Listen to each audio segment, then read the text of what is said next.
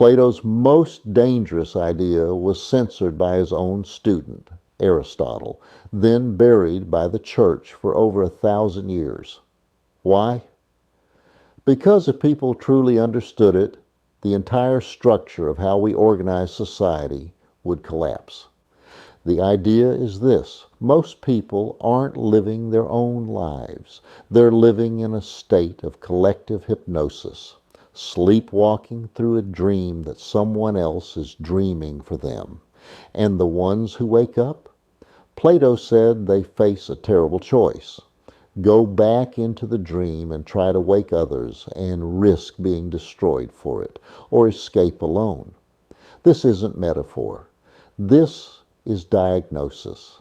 And you're about to understand why it's more relevant now than it ever was. Now, I want you to really sit with that for a moment, because what we're talking about here isn't some dusty academic exercise. This isn't about memorizing dates or impressing people at dinner parties with your knowledge of ancient Greek philosophy. What Plato discovered 24 centuries ago is the key to understanding why you feel the way you do right now. Why you can achieve everything you thought you wanted and still feel empty. Why you can be surrounded by people and still feel fundamentally alone. Why you can consume endless information and still feel confused about what's actually true. You see, you're living with this gnawing sense that something is fundamentally off. Not just in your life, but in the entire way reality has been explained to you. You achieve your goals and you feel empty. You consume answers and you stay confused. You connect with people and you remain lonely. The modern world offers you 1,000 solutions, but none of them touch the real problem. And the reason they don't touch the real problem is because they're all trying to help you become better at navigating a dream while you're still asleep. Here's what you've been taught. Happiness comes from getting better at managing the material world. More success, more pleasure, more control, more optimization. Get the right job, find the right partner, buy the right things, say the right words, and eventually, you'll feel okay. But Plato would look at this entire framework and say, you're trying to win a video game while forgetting that you're the player, not the character. You've become so identified with the avatar on the screen that you've forgotten there's someone holding the controller. And this is the misunderstanding that's eating you alive. You think the problem is that you're not playing the game well enough. Plato says the problem is that you think the game is reality. You've been educated into ignorance. What you call real life is a shadow puppet show. What you call knowledge is mostly memorized opinion. What you call yourself is a costume you've been wearing so long you think it's your skin. So here's what this video is actually going to do. By the end of our time together, and yes, this is going to take a while because truth doesn't fit into sound bites. You're not just going to understand Plato intellectually. You're going to feel the cage he's describing. You'll recognize it in your daily life, your relationships, your ambitions, your fears. More importantly, you'll learn the specific practices he recommended for waking up from the collective dream. This isn't about becoming smarter. It's about becoming real. And here's how this is different from every other philosophy video you've watched. Most philosophy content treats ancient wisdom like museum pieces. Interesting, impressive, but fundamentally irrelevant to your actual life. This video treats Plato like emergency medicine for a culture that's overdosing on appearances. We're not going to memorize his dialogues. We're going to use his lens to see what you've been missing. And I'm telling you, once you see it, your entire relationship with reality shifts. You can't go back. You won't want to. So let's begin with a story. Not the story as Plato told it, but as it's actually happening in your life right now. Imagine a child who grows up in a room where all the walls are screens. Every piece of information about reality comes through those screens. News, education, relationships, even nature, all mediated, curated, edited. The child never experiences unmediated reality. They learn what's beautiful from the screens. They learn what's dangerous from the screens. They learn who they should be, what they should want, what success looks like, what love feels like, all from the screens. Now imagine this child grows up, becomes an adult, gets a job. And the job? The job is making content for those screens. They're so good at Screen World that they become an expert. They understand the algorithms, the trends, the patterns. They know how to predict what will appear next. They win awards for their predictions. They're respected, successful by every metric that matters in Screen World. But here's the thing. They've never stepped outside. They've never experienced reality directly. Everything they know about the world is information that came through the screens. Their entire sense of self, who they are, what they're worth, what they should be doing, is built from reflected light. One day there's a power failure. Everything goes dark. And in the silence and the darkness, they hear something they've never heard before. Their own breathing, the sound of wind outside, the feeling of air on their skin, actual unmediated reality. And it's terrifying, because without the screens telling them what things mean, who they are, what to do next, they're completely lost. They don't know how to interpret raw experience. They've spent their entire life learning to be an expert in Screen World. And now they're standing in actual reality, feeling like an infant. And all they want is for the power to come back on. Because at least then they'd know what to think about what they're experiencing. At least then someone would tell them if this darkness is good or bad, if their fear is justified or irrational, if they should be doing something different. This is Plato's cave. But it's not a metaphor. You are that person. Your screens aren't just television and phones, though they're certainly part of it. Your screens are your education system, which told you what knowledge means. Your screens are your culture, which told you what's valuable. Your screens are your language itself, which gave you the concepts you use to organize reality. Your screens are every authority figure who ever told you who you should be. And here's what makes it so insidious. The screens aren't lying exactly. They're showing you real shadows of real things. But shadows aren't the things themselves. A shadow of a tree isn't a tree. A photograph of your mother isn't your mother. A news story about war isn't war. A motivational quote about love isn't love. And yet, you've spent your entire life studying shadows, becoming an expert in shadows, building your identity around your relationship to shadows. And you think this is knowledge. Plato understood something that most people never grasp. Being freed from the cave isn't liberation at first. It's agony. When you first step out, the light hurts. You can't see. Everything you thought you knew becomes suspect. The expertise you spent years developing becomes irrelevant. The identity you built becomes obsolete. And every cell in your body wants to go back, because at least the shadows were familiar. At least you knew how to navigate Shadowland. At least you felt competent there. This is why most people never leave the cave. It's not that they can't, it's that they won't. because staying asleep is comfortable once you've optimized for it.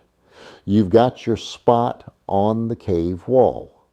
You know which shadows mean what. You've built relationships with other prisoners who validate your interpretation of the shadows. You've got a whole life built around being good at shadow watching. And someone comes along saying, "Hey, that's not real. Come look at the actual things casting the shadows."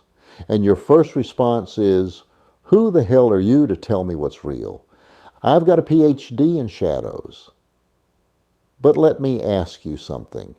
And I want you to really feel into this question, not just think about it intellectually. What shadows are you comfortable with? What screens are you afraid to turn off? What interpretation of reality have you built your entire life around that you're secretly terrified might not be true? Because here's what Plato knew. The prisoners in the cave aren't stupid. They're educated. They've been trained their entire lives to be experts at shadow interpretation. They have debates about the shadows. They have hierarchies based on who's best at predicting which shadow appears next. They have conferences and journals and thought leaders, all dedicated to becoming more sophisticated in their understanding of the shadows. This is academia. This is expertise. This is culture itself. And Plato is saying, mastery of illusion is still illusion. The shadows aren't nothing. They're information about something real. But if you never look at the source, if you never step outside the framework you've been given, you remain fundamentally ignorant no matter how much you know within that framework. You can memorize every shadow pattern, predict every movement, become the world's foremost shadow expert, and still be completely ignorant of reality. And this is where it gets really uncomfortable because Plato doesn't stop there. He says that when one prisoner is freed and dragged out of the cave, and notice, dragged, not voluntarily walking, because again, nobody wants this at first. When they're forced to see reality directly, the sunlight is so painful they want to go back. Their eyes hurt. They're disoriented. They don't know how to see. And for a long time, they're actually worse off than when they were in the cave, because at least in the cave they felt competent. Now they're stumbling around, confused, overwhelmed, unable to make sense of anything. This is the dark night that nobody tells you about. This is what happens when your worldview collapses, when you wake up to the fact that everything you thought was solid is actually just consensus hallucination. When you realize that your personality is a performance, your beliefs are mostly borrowed, your desires are implanted, your fears are conditioned. You don't feel liberated. You feel destroyed. And every part of you is screaming to go back to sleep, back to the comfortable lies, back to the world where at least you knew who you were, even if who you were was fundamentally false. But if you stay with it, if you don't run back to the cave, your eyes adjust, and you begin to see actual reality. Not shadows of things, but things themselves. Not opinions about truth, but truth directly. Not concepts about beauty, but beauty itself. And once you see it, you can't unsee it. You're fundamentally changed. You can go back into the cave, and Plato says you must go back. But you'll never again mistake the shadows for reality.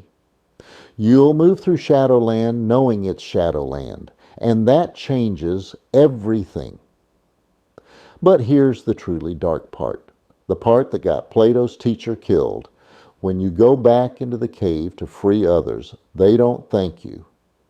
They call you crazy. They call you arrogant. They say, "Who are you to tell us that our entire lives are illusions? We're happy here. We've got successful careers interpreting shadows. We don't need your so-called enlightenment. And if you persist, if you really threaten the comfortable consensus, they'll kill you for it. Not metaphorically. Actually kill you, or exile you, or discredit you so thoroughly that you might as well be dead. This is what happened to Socrates. Plato watched his teacher, the man who taught him everything, the man who showed him the exit from the cave, get sentenced to death for corrupting the youth, which is code for he was teaching people to question the shadows. He was waking people up, and the shadow experts couldn't tolerate it, so they made him drink poison. And you know what Socrates did? He could have escaped. He had friends willing to bribe the guards.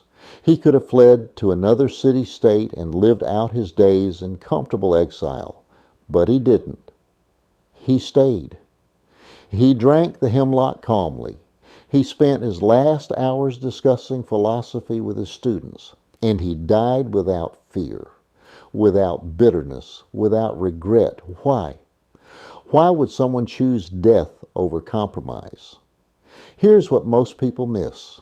Socrates wasn't being stubborn or suicidal. He was demonstrating Plato's central teaching in the most visceral way possible. He was showing that if you truly understand the nature of reality, if you know that your soul is eternal and this body is temporary, if you've seen beyond the cave and touched something real, then death is not a tragedy. It's a transition. It's like taking off a costume at the end of a play. But there's something even deeper here. Socrates was also making a statement about integrity. He was saying, if you betray what you know to be true in order to preserve your comfort or your life, you've already died. You've become a shadow. You've returned to the cave and chained yourself voluntarily, which is worse than never having left. The people watching him drink the poison saw a man more alive in his death than they were in their survival. They saw someone who refused to perform, refused to compromise, refused to go back to sleep, even when staying awake cost him everything. And this is the question Plato is putting to you right now. What would you be willing to die for? Or better yet, what are you willing to live for, even when it costs you everything? What truth have you touched that you refuse to betray, no matter how much pressure the cave dwellers apply? Because here's the thing, you're living this right now. Every time you try to share a truth that contradicts consensus reality about health, about money, about politics, about relationships, about meaning, about who you really are underneath all the performance, you face the cave's resistance. People get uncomfortable. They change the subject. They say you're overthinking. They say you're being negative. They say you're crazy. And the question isn't, should I share? The question is, am I willing to bear the cost of seeing clearly in a world that rewards blindness? But here's the hope hidden inside all of this, the part that Plato doesn't emphasize enough but definitely implies. Every person who escapes the cave makes it slightly easier for the next person. You're not alone in this. There's a lineage of cave escapers going back millennia. Socrates, Plato, all the way down through history.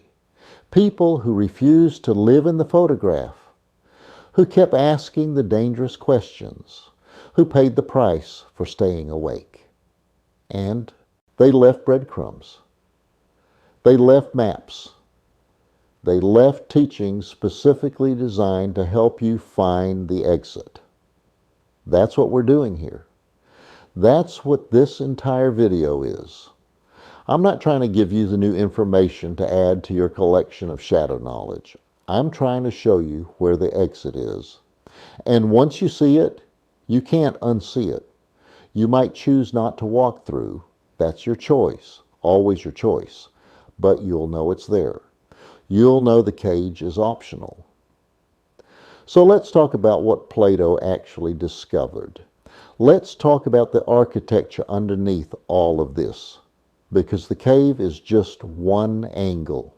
Plato approached the same central insight from multiple directions, and each one reveals something crucial about how reality actually works and how you can navigate it more consciously. First, let's talk about the theory of forms. Now, this is where people usually check out because it sounds abstract and academic. But stay with me, because this is actually the most practical thing you'll hear today. Plato said there are two worlds. The world you see, physical, changing, imperfect, is just a reflection of a higher world. The world of forms or ideas, which is eternal, unchanging, perfect. Every beautiful thing you see participates in the form of beauty. Every just action participates in the form of justice. Every circular thing participates in the form of circle. The forms are the templates, the blueprints, the eternal patterns, and the physical world is just temporary instantiations of those patterns. Copies of copies, echoing something more real. Now, your rational mind is probably rebelling against this right now. You're thinking, come on, there's no perfect invisible triangle floating in a higher dimension. That's absurd. And Plato would say, okay, then where did the idea of a perfect triangle come from? You've never seen one in nature. Every triangle you've ever drawn has imperfect lines, slightly crooked angles, rough edges. Every triangle in the physical world is flawed, and yet you immediately understand what a perfect triangle is. You can recognize when a drawn triangle is close to perfect or far from perfect. You're comparing it to something. What are you comparing it to? Where is this standard of perfect triangularity that you've never actually encountered in material reality? This is the mind bend. You're recognizing something you've never seen, which means, according to Plato, you must have encountered it before you were born. Your soul existed in the realm of forms before it got trapped in this body. And what you call learning is actually remembering. You're not discovering new truths. You're recognizing eternal truths you already knew, but forgot when you entered the physical world. Now, before you dismiss this as mystical nonsense, think about your own experience. Haven't you ever learned something profound and had the distinct feeling that you already knew it? Not that you had heard it before, but that it was somehow familiar, like you were remembering rather than discovering. That feeling of, yes, of course, that's obviously true, even though you've never consciously thought it before. Plato says that's your soul recognizing a form. That's you touching something eternal. And here's where this gets practical. Plato isn't saying the physical world is bad or wrong or something to escape from. He's saying it's derivative. It's like looking at the moon reflected in a lake. The reflection is beautiful, yes, and it's real. It's really there in the water. But if you want to understand the moon, don't study the ripples. Look up. Don't analyze the reflection. Look at the source. Most people spend their entire lives studying ripples. They become experts in ripples. They argue about ripples. They try to control the ripples. They build their identities around their relationship to the ripples, and they never once look up. They never ask, what's casting this reflection? What's the source of this pattern I'm so obsessed with? So let me translate this into modern language, because I think the word forms throws people off. Replace forms with principles or patterns. When you understand the principle of love, you stop being confused by its 1,000 different expressions. When you understand the principle of power, you stop being manipulated by people who weaponize its appearance. When you understand the principle of growth, you stop comparing your timeline to everyone else's. Plato is teaching you to see through the surface to the animating truth. And here's the really wild part, the part that changes everything. Plato says these forms aren't separate from you. They're not out there in some abstract dimension you could never access. Your soul is from that realm. You're not a body that has a soul. You're a soul that temporarily has a body, which means the part of you that understands eternal truths is eternal. The part of you that recognizes beauty is made of the same substance as beauty itself. You already live in both worlds. You've just been taught to only notice one. Think about it. When you see something beautiful, really beautiful, not just pretty, but the kind of beauty that stops you in your tracks, what's happening? Something in you is recognizing something. There's a resonance, a matching frequency. Beauty in the world is meeting beauty in you. The form of beauty expressing itself through a physical thing is being recognized by the form of beauty that lives in your soul. That's why it moves you. That's why you can't quite explain it. You're not analyzing, you're remembering. And this applies to everything: justice, truth, love, courage, wisdom. These aren't just concepts or social constructs. They're real in a way that's more fundamental than physical objects. Physical objects come and go, change and decay. But justice itself doesn't change. Beauty itself doesn't decay. The principles are eternal, and you have direct access to them through your soul. So here's the question. Are you living from the ripples or the source? Are you chasing the appearance of success or understanding the principle of excellence? Are you performing love or embodying love itself? Are you accumulating facts or touching truth? Can you feel the difference? Because here's what Plato discovered. When you shift your attention from the copies to the original, from the shadows to the light source, everything gets simpler, not easier, simpler. You stop being confused by contradictions because you see the underlying unity. You stop being destabilized by change because you're rooted in what doesn't change. You stop needing external validation because you're connected to something internal and eternal. This is why Plato says philosophers should rule, not because they're smarter in the conventional sense, but because they've made this shift. They're not making decisions based on temporary circumstances or popular opinion. They're making decisions based on eternal principles. They've seen the forms. They know what justice actually is, not just what people currently think justice means. They know what beauty actually is, not just what's trending. They know what the good is, and we'll come back to that because the good is the big one, the source of all the other forms. But before we go there, I need to tell you about the tripartite soul, because this is where Plato gets really practical. This is where he shows you how to actually live with this knowledge. Plato said your soul has three parts. Think of it like you're driving a chariot pulled by two horses. You, your rational mind, your capacity for wisdom, you're the charioteer holding the reins, but you've got two horses pulling you, and they want to go in different directions. The first horse is noble, spirited, beautiful. This is your sense of honor, your courage, your righteous anger, your drive for excellence.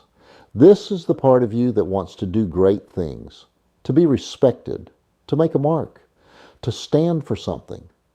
When this horse is trained properly, it's your greatest ally. It gives you the fire to pursue difficult things. to stand up against injustice, to defend what matters. But if it's untrained, it becomes pride, vanity, aggression. It'll run you off a cliff trying to prove something. The second horse is wild, unruly, powerful. This is your appetite, your hunger for food, sex, comfort, pleasure, safety, survival. This is the oldest part of you, the animal part, the part that just wants what it wants when it wants it. And it's necessary. Without this horse, you'd be a ghost. No passion, no vitality, no connection to your body or your desires. But if this horse is in control, you become a slave to every impulse. You're reactive, driven by cravings and fears, never satisfied, always chasing the next hit. And then there's you, the charioteer, trying to steer both horses toward where you actually want to go. This is reason. This is your capacity to see the bigger picture, to understand long-term consequence, to connect with the forms, to make decisions based on truth rather than feelings. Now here's what's crucial. Most people think the goal is to kill the wild horse, transcend desire, become purely rational. And Plato says, no, that's not it at all. The goal is harmony. All three parts are necessary. They're supposed to work together. The wild horse keeps you alive and embodied. The noble horse gives you the courage to pursue what reason determines is true and good. But reason has to be in charge, holding the reins, directing the team. When these three parts are in harmony, you experience what Plato calls justice in the soul. Not justice in the social sense, but the internal state of everything being in its proper place, doing its proper job. You're not at war with yourself. You're not torn between what you want, what you know is right, and what you feel you should do to maintain your dignity. All three parts are aligned, moving in the same direction, and the experience of that alignment is peace. Not the absence of desire or ambition. That's not peace. That's death. But the integration of all your parts under the wise direction of reason. And this is where most people's lives fall apart. They're letting the wild horse run the show. They're driven by appetite, always chasing comfort, pleasure, distraction, the next dopamine hit. They wonder why they're exhausted, why nothing satisfies, why they keep ending up in the same patterns. It's because there's no one steering. The wildest part of them is in control, and it has no sense of direction, no capacity for long-term thinking. It just wants what it wants right now. Or the opposite problem. They've starved the wild horse. They've become so identified with reason or with the noble horse that they've disconnected from their bodies, their desires, their basic humanity. They're all discipline, no juice. They wonder why they're depressed, why life feels flat, why they can't connect with people. It's because they've cut themselves off from the energy source. The wild horse isn't the enemy, it's the engine, but it needs direction. Or third option, the noble horse is running the show. They're driven by pride, by the need to be right, to win, to be respected, to prove themselves. Every conversation becomes a competition. Every setback becomes a referendum on their worth. They're exhausted by the constant performing, the constant defending, the constant strategizing to maintain their position in the hierarchy. They wonder why they're so angry all the time, why they can't relax, why they feel like they're always at war. It's because the part of them that's supposed to serve the whole has become a tyrant. So let me ask you, which horse is in charge in your life? Are you driven by appetites, constantly chasing comfort and pleasure and distraction? Are you driven by spirit, constantly needing to prove yourself, to be right, to maintain your dignity? Or is reason actually steering, making decisions based on long-term truth rather than short-term feeling? And here's the thing. Most people have never even asked this question. They've never examined the internal hierarchy. They just assume that whoever's in charge should be in charge because that's how it's always been. But Plato is saying, no, there's a proper order. Reason should rule, spirit should enforce reason's decisions, and appetite should serve the whole.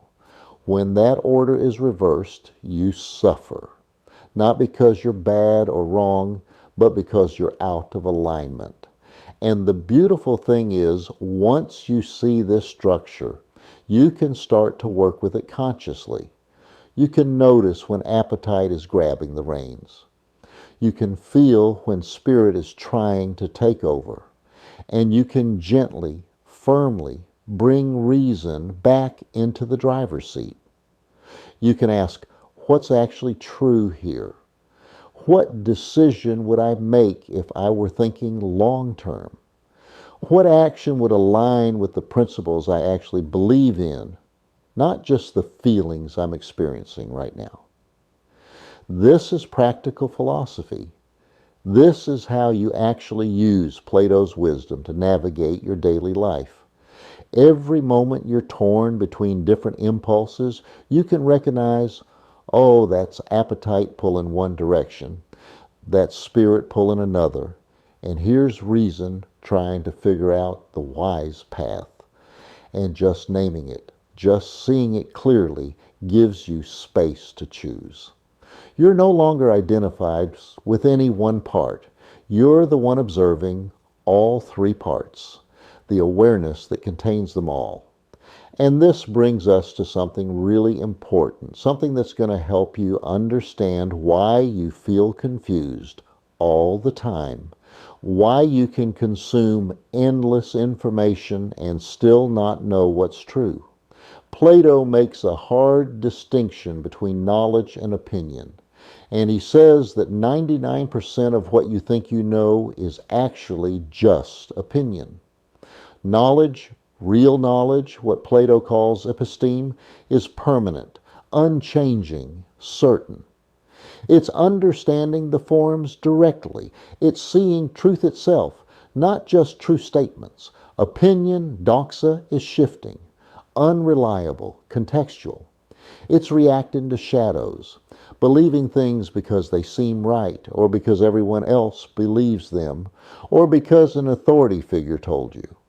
And here's the test. If it can change based on circumstances, it's opinion. If it requires belief rather than direct recognition, it's opinion. If experts disagree about it, it's opinion.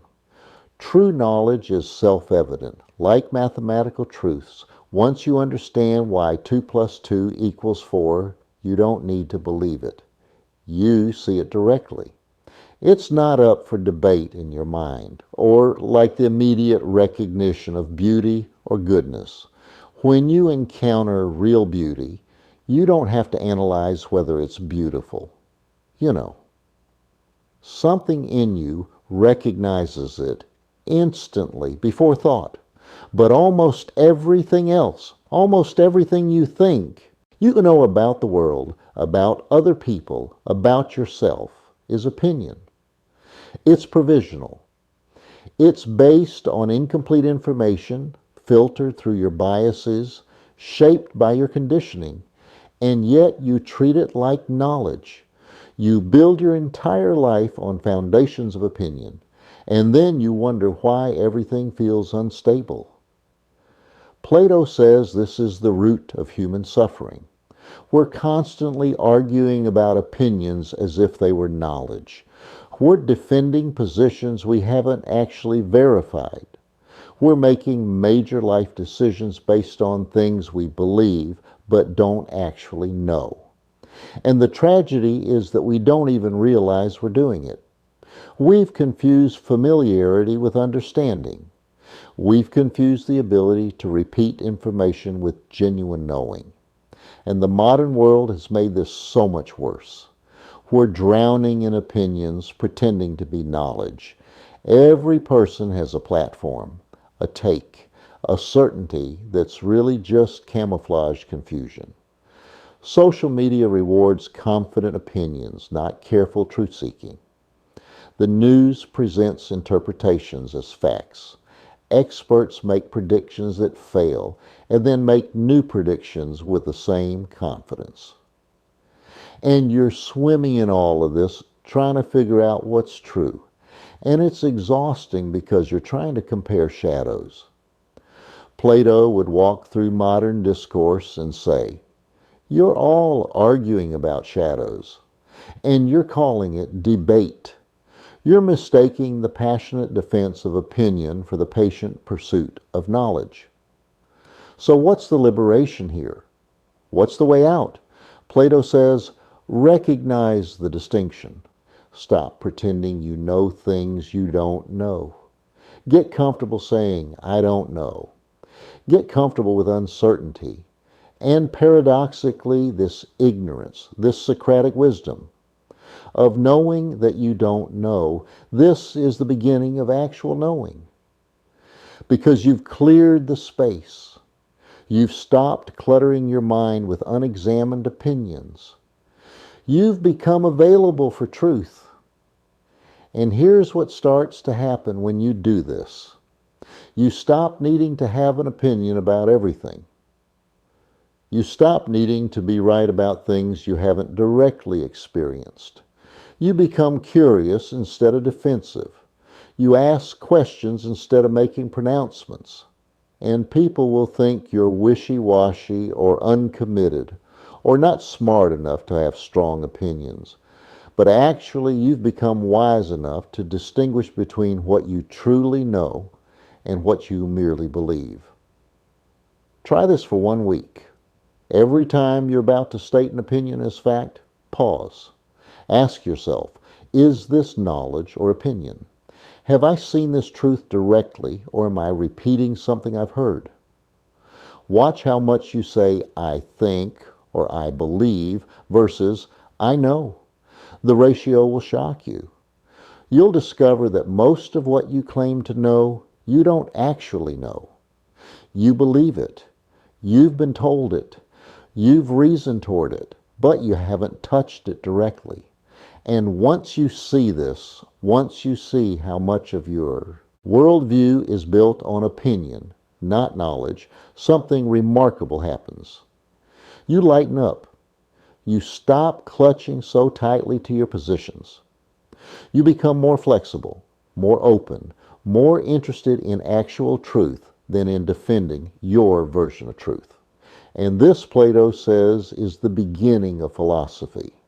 Not the love of clever arguments, but the love of wisdom.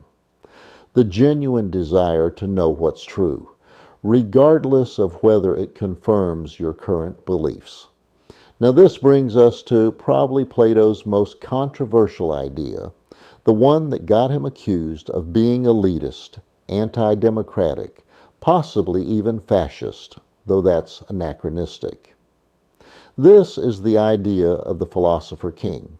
Plato says that society should be ruled by philosophers, not by the wealthy, not by the popular, not by the strong, not even by the good people in a conventional sense, but by those who have escaped the cave, who have seen the forms, who understand reality directly, by people who have done the complete inner work, who have harmonized their tripartite souls, who are no longer driven by personal appetite for power or status. And modern ears hear this and recoil.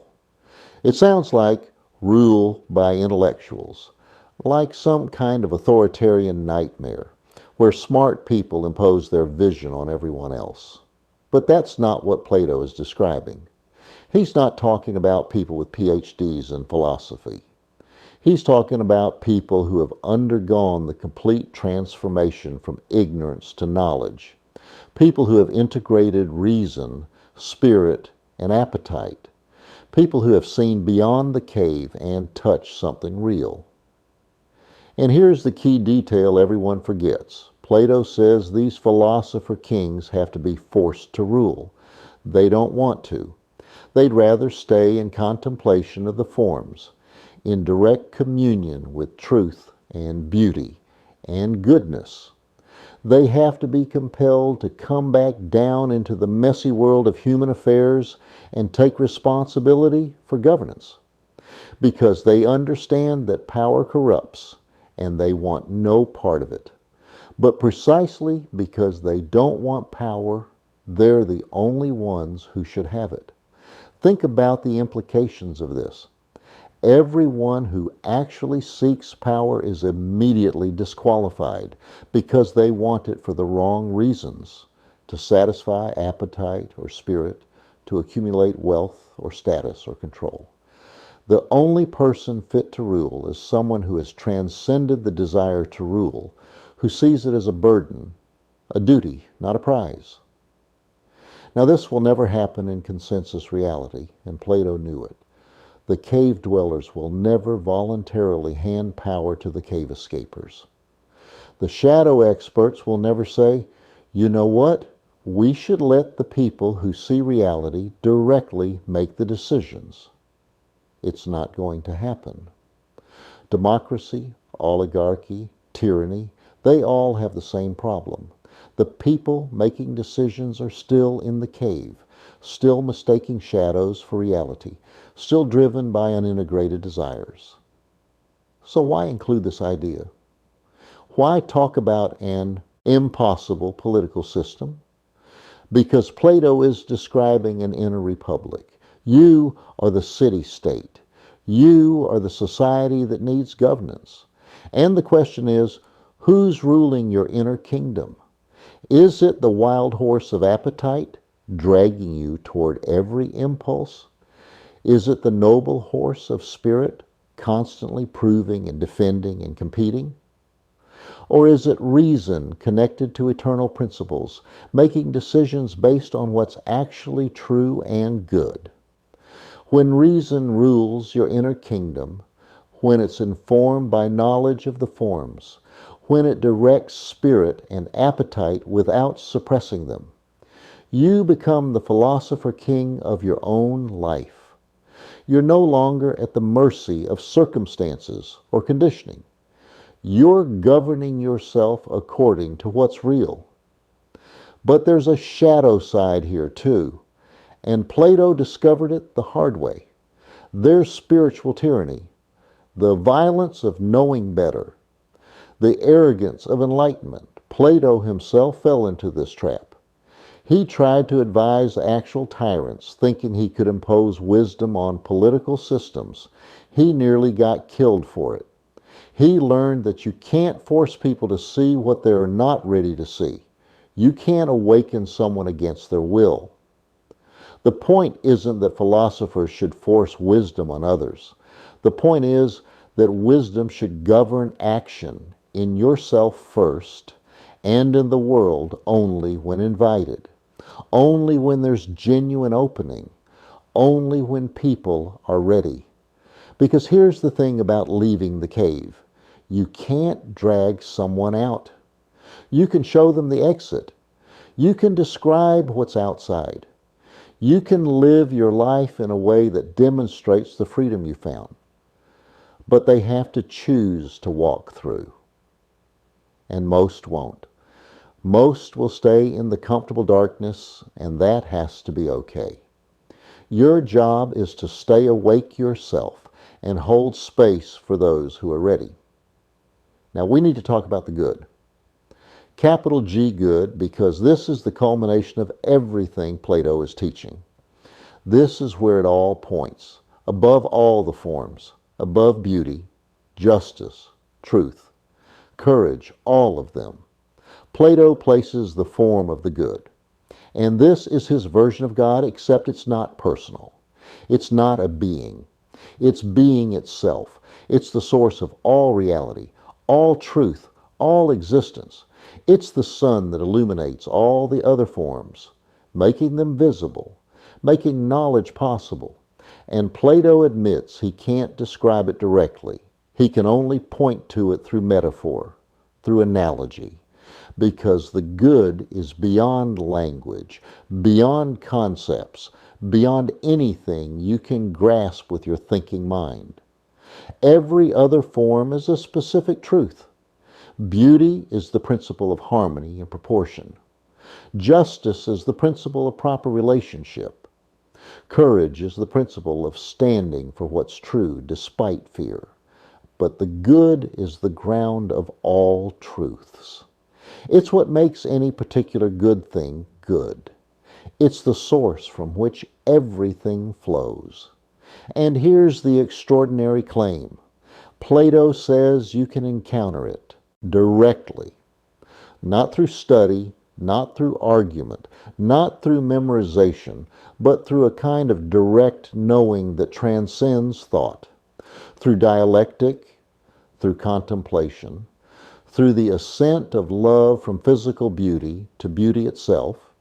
You can arrive at a moment where you see the principle that animates all of reality, not with your eyes, not with your intellect, but with the deepest part of your soul, with that part of you that's made of the same substance as the good itself.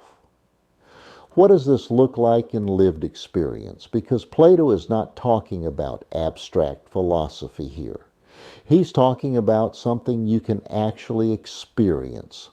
And if you're honest, you've probably already had glimpses of it. It's those moments when everything makes sense.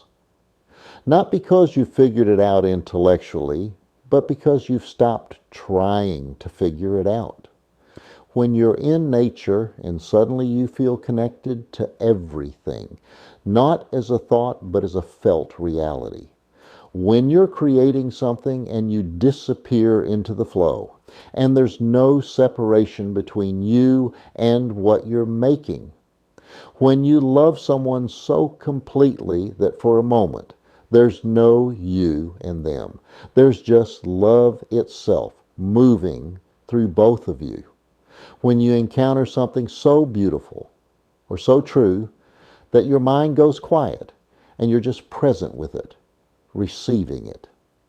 Those moments, that's a glimpse of the good. That's your soul recognizing its source. That's what you're actually seeking underneath every desire, every question, every longing. You're trying to get back to that feeling of unity, of rightness, of everything being exactly as it should be. And Plato is saying you can live there, not in some distant future, not in some other lifetime, not as a reward for being good enough. You can live there now. That's what philosophy is for, to show you the way home to what you already are. But here's the thing. You can't get there through accumulation. You can't add enough knowledge, enough experiences, enough achievements to arrive at the good. Because the good isn't something you reach. It's something you remember. It's something you uncover by removing everything that's blocking it. All the opinions you've mistaken for knowledge. All the identities you've performed. All the desires you've chased thinking they'd complete you. All the fears you've let govern your choices. The spiritual path, according to Plato, isn't about becoming something new. It's about stripping away everything false until only the true self remains. And that true self is already in contact with the good, has always been in contact with the good, because it's made of the same substance. You are right now in both worlds, the world of shadows and the world of light. You just don't notice because you're so identified with the shadows. So how do you notice? How do you make this practical instead of theoretical? Because that's what matters, right? You can understand all of this intellectually and still be just as stuck, just as confused, just as suffering. Understanding isn't transformation. Knowing about the exit isn't walking through it. So let me give you some actual practices. not as things to add to your already overwhelmed schedule, but as ways of paying attention differently to what's already happening. First practice, Socratic questioning. Take one belief you hold as absolutely true about yourself, about how the world works, about what you need to be happy, anything. Write it down. Now ask, how do I know this? Write your answer, then ask again, how do I know that? Keep going until you hit something you can't explain, something that's either self-evident or something you're just assuming. Let me walk you through an example. I need to be successful to be happy. Okay? How do I know this? Because everyone says so. Because that's how society works. How do I know they're right? Because, well, I see successful people and they seem happy. Do they? Really? Or do they seem relieved to have temporarily appeased their anxiety? I don't know. I guess I'm assuming. What if the relationship is reversed? What if happy people become successful because they're not desperate, not because success causes happiness?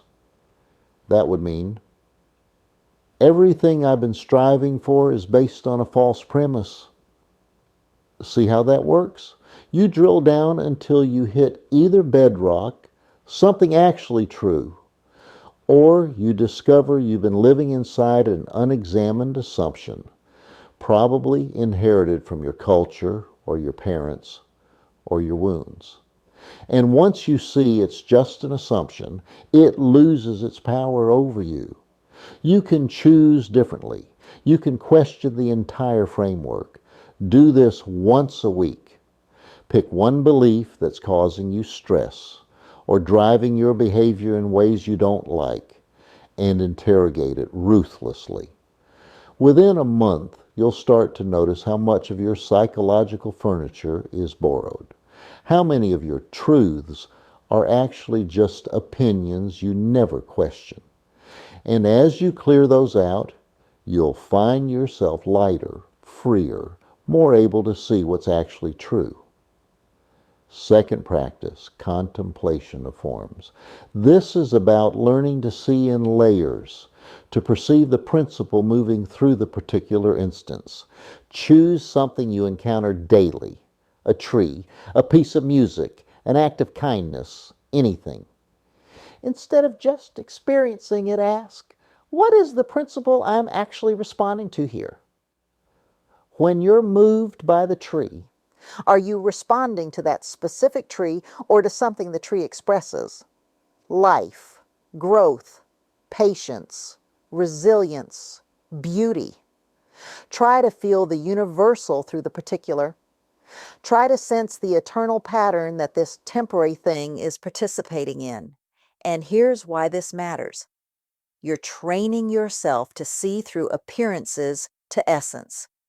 You're developing the capacity to distinguish between the real and the performed, between genuine beauty and clever imitation, between authentic kindness and strategic niceness.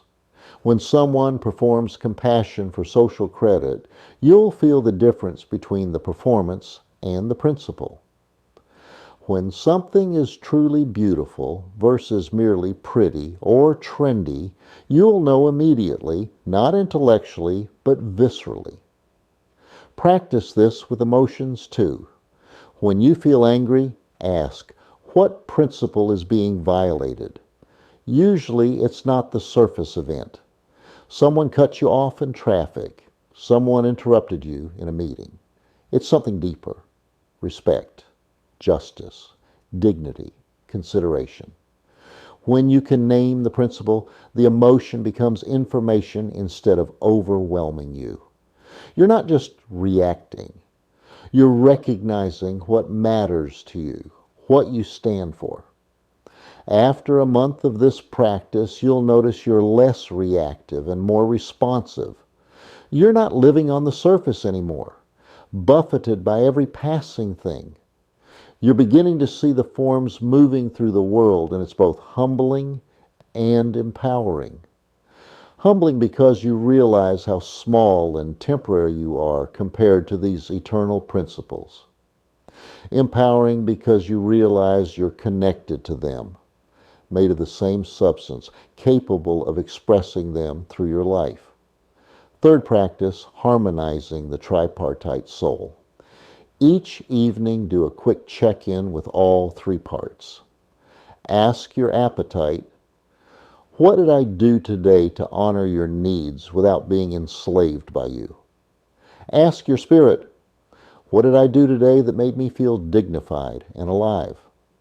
Ask your reason, what decision did I make today based on long-term truth rather than short-term feeling? And here's the key. If one part is being starved, deliberately feed it.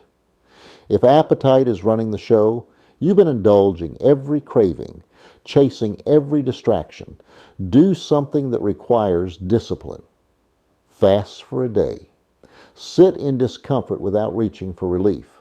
If spirit is dominating, you're constantly proving yourself, picking fights, needing to be right. Do something that requires surrender. Apologize when you don't want to. Let someone else win. If reason has disconnected you from feeling, if you're all in your head, do something raw and embodied. Dance badly. Cry. Have sex. Feel your actual body. The goal isn't perfect balance. The goal is conscious awareness of the imbalance so it doesn't control you unconsciously. When you feel internal conflict, you'll know what's actually fighting, and you can mediate instead of being torn apart. You can say, appetite wants comfort, but reason knows we need to have the difficult conversation. Spirit, give me the courage to do what reason determines is right. And then you do it consciously as a unified person instead of a battlefield. Fourth practice, the return to the cave. You're going to see things other people don't see. This is inevitable once you start waking up. And you'll be tempted to either keep it to yourself to avoid conflict or become a zealot trying to force people awake. Plato warns against both. The middle path, speak your truth when asked. Offer perspective when there's genuine opening.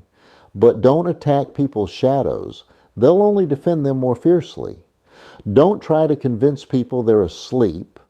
Instead, ask questions. Create space. Model the freedom you found. Let people see you living without the chains they're still wearing. That's more persuasive than any argument. And set a boundary. You're not responsible for waking everyone up.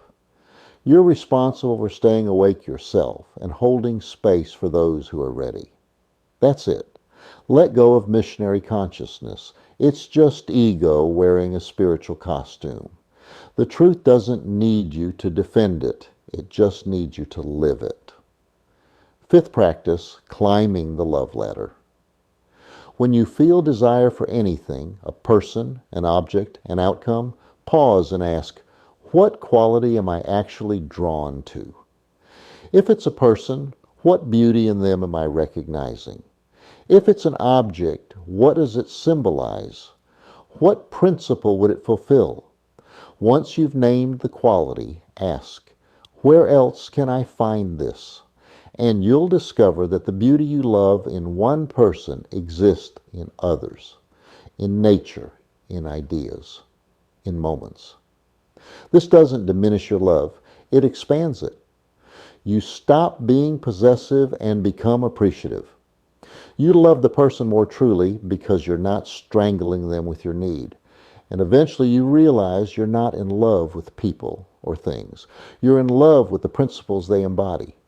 Beauty itself, love itself, truth itself. And those principles are eternal. This is how you'll love without clinging, how you enjoy without suffering when things change. You've stopped mistaking the photograph for what it points to. And here's the final practice, the one that ties everything together. Every morning before you get out of bed, ask yourself, Am I awake or am I performing wakefulness? Every night before you sleep, ask, did I live today from the cave or from the light? Don't judge the answer. Just notice. Because here's what happens over time. Noticing becomes choosing.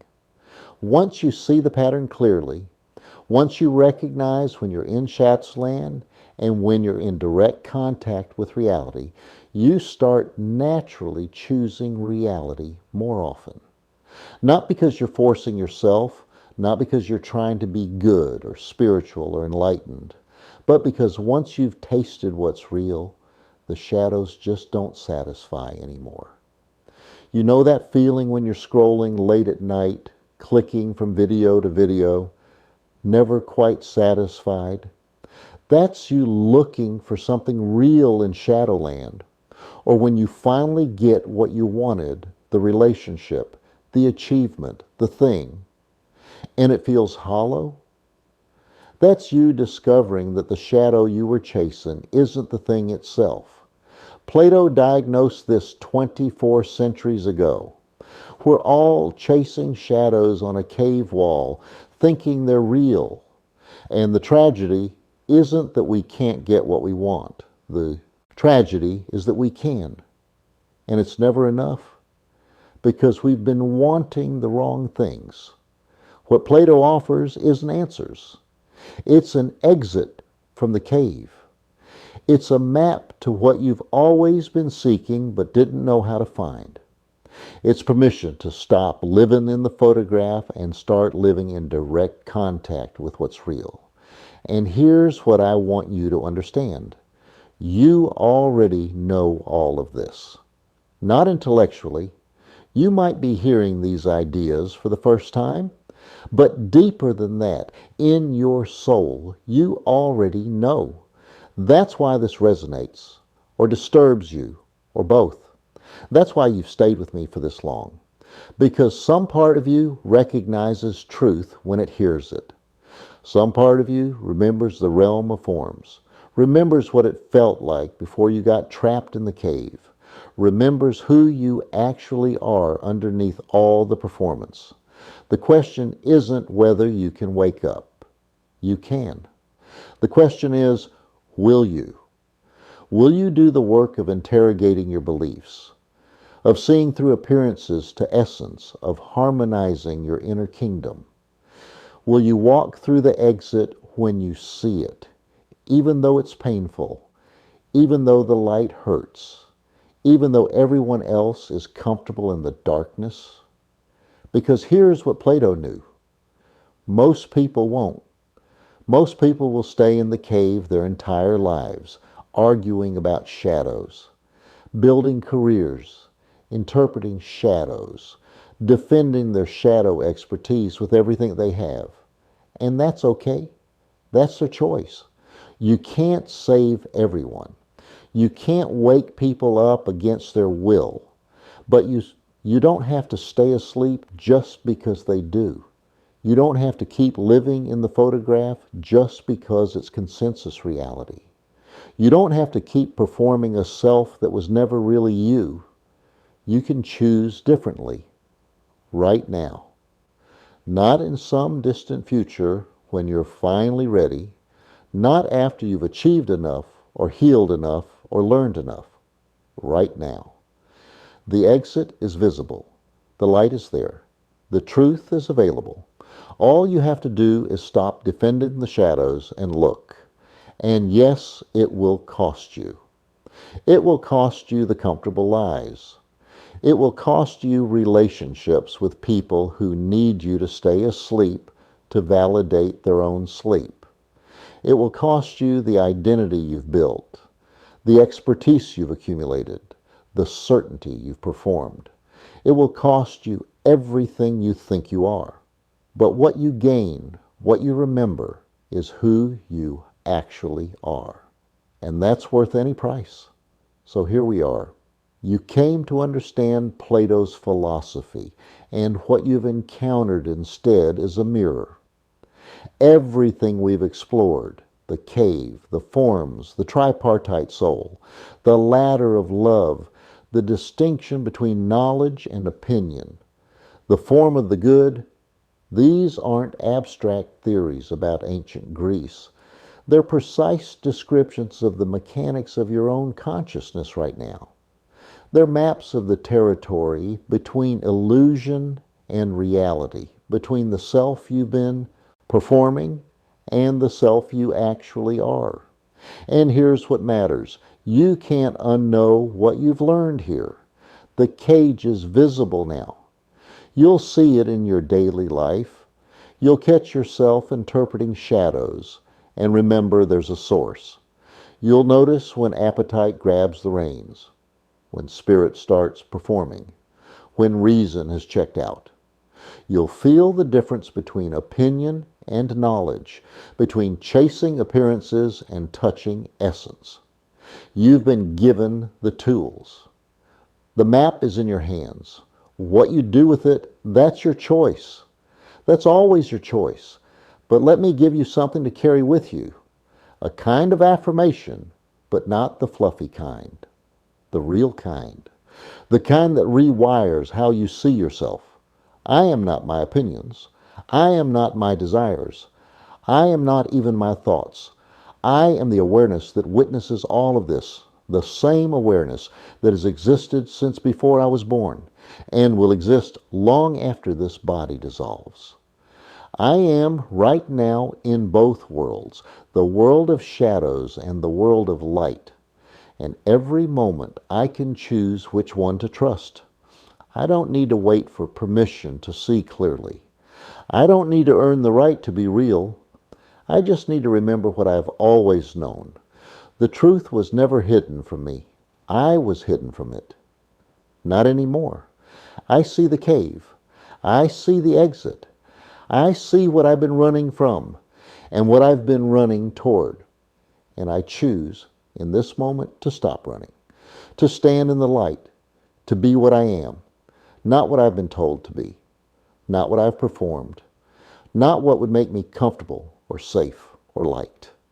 What I actually am, which is vast, eternal, connected to everything, made of the same substance as beauty and truth and love itself. I am already home. I just forgot. Now I remember. Speak that to yourself when you forget. When you're back in the cave arguing about shadows. When you're lost in the performance. When you're exhausted from running. Stop. Breathe. Remember. You know the truth. You've always known it.